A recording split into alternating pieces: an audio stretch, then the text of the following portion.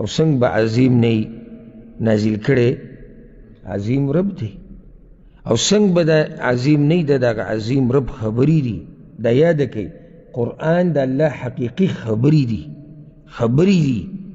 الله کړي دي جبریل علیہ السلام ته اوریدلی دي او بیا راوړي دي چاله رسول صلی الله علیه وسلم او څومره چې د الله د کلام سره د الله سره دي څومره مینه دومره به یې د هغه د کلام سره مینه زه اکثر دې ملګرو له مثال ورکوم د مخلوقاتو کې چې څومره ته په کم مخلوق ډېر مینې دومره د هغه خبرې تاله خوند درکوي لکه ته په یو عالم مینې او د هغه سره په مجلس کې کښېنې سړی وایي چې بس لګیا وی ده سره په مور پلار مینې سړی وایي چې دوی خبرې کولی په ښځه مینې په ګنټو ګنټو سره لګي په بچو مینې د بچو خبرې له خوند ورکوي ځکه چې دی پې مین دی نو څومره چې ستا د الله سره محبت دی دومره به ستا د هغه د خبرو سره محبت وي او چې د الله سره د محبت کې کمی و دلته د قرآن سره په محبت کې به هم صحیح دلته هم بیا کمی او ځکه الله یعنی دا خبر قرآن کې ذکر کړې ده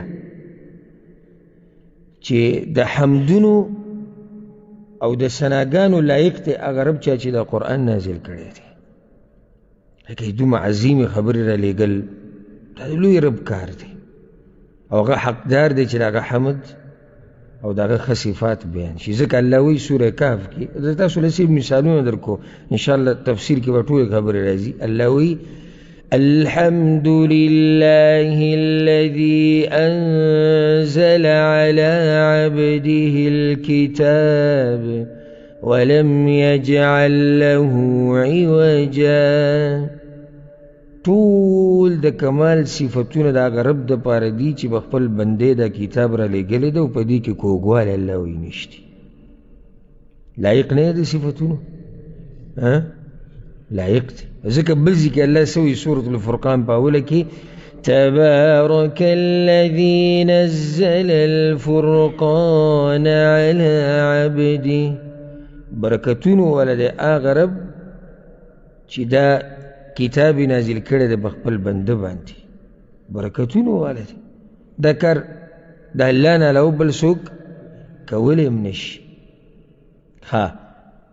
کر اللہ سورتونه ختمی د قرآن په ذکر باندې اشاره دې ته کوي چې ګوره دا قرآن عظیم کتاب دی معمولی ونه ګڼي لکه سورت قاف په آخره کې الله وایي فذکر بالقرآن من یخاف وعید اے پیغمبر ویرو په دې قرآن باندې هغه څوک چې یریږي د عذاب نه د آخرت نه اللہ تا مخامخ کیتو پدی صورت ختم کو سورة المرسلات پاخرہ کہ اللہ وی فبأي حدیث بعده یؤمنون اللہ وی دا دین بعد بدوی بلا پا کم خبر ایمان راوڑی دا دین بعد اشارہ ستا دا قرآن دا دی خبرون بعد بدوی بلا کم خبر ایمان راوڑی سورت ختم کو دا قرآن پا ذکر بانتی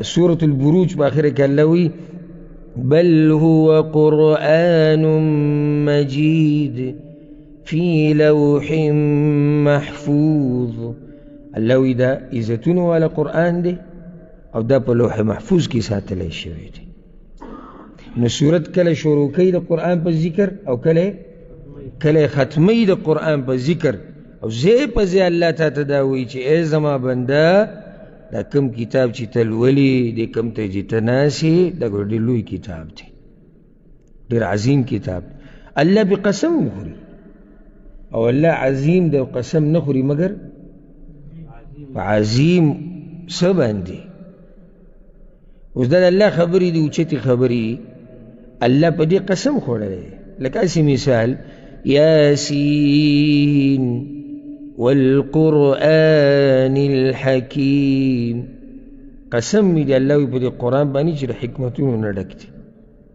او بل ذکر الله وی صاد والقرآن ذی الذکر قسم می دی په دې قرآن باندې چې نصیحت والا دی او بل ذکر الله وی قاف والقرآن المجيد.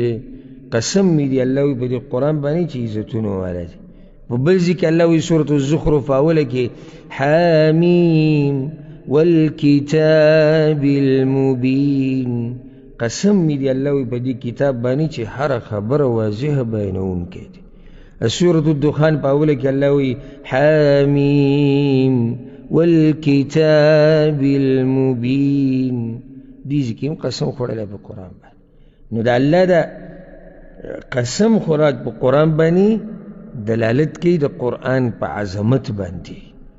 او امت اله شاته پاتې شو او زمونږ امت اله شاته لاړ چې کله زمونږ رابطې او زمونږ تعلق د الله د کلام سره کمزوری شو.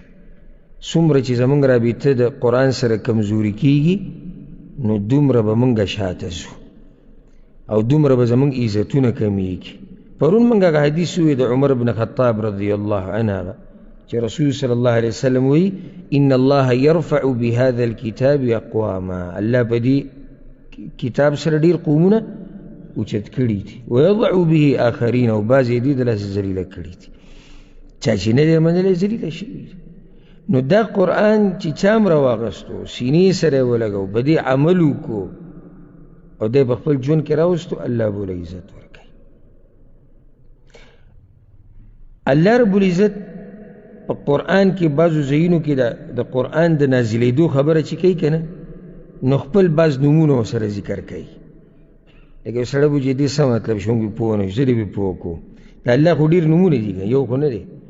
اوس ګوره سورة فصلت په اوله کې الله وایي حامیم تنزیل من الرحمن الرحیم. را لېږل د دې کتاب دی د رحمان او د رحیم ذات ته طرف نه. رحمان او رحیم دی نو ځکه خو دا کتاب را لېږلی دی. اوس اشنا کتاب د الله مخکې وایي كتاب فصلت آياته قرآنا عربيا. داسې کتاب دی چې یعنی آیتونه واضح شوي دي واضح بیان شوي دي قرآنا عربيا عربي ژبه ولا قرآن دی. سورة فصلت کې الله وبل ځای کې الله وایي وإنه لكتاب عزيز.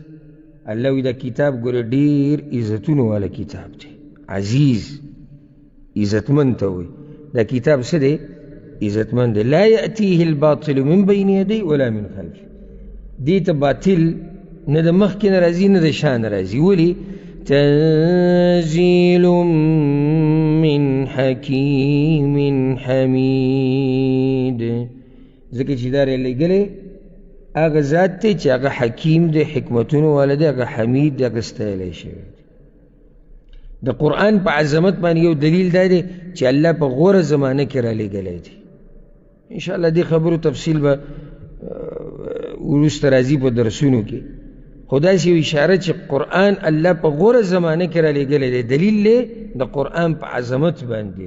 شهر رمضان الذي انزل فيه القرآن. رمضان په میاشت کې او بیا په هغه میاشت کې انا انزلناه في ليلة القدر او بیا د لیلة القدر په شپه کې نازل کړی. او د قرآن په عظمت یو دلیل دا دی چې په دې پیغمبرانو کې په غوره پیغمبر یې رالیږلی دی هغه محمد ابن عبدالله صلی الله علیه وسلم. او په هغه ځمکه چې هغه په ځمکو کې غوره ځمکه ده په مکه کې ابتدا د وحي شوی ده. د هغې نه بعد بیا 14 کاله وحي راغلی ده په مکه کې او 10 کاله مدینه کې. دا دومره غوره ځایونه الله غوره کړي دي دپاره.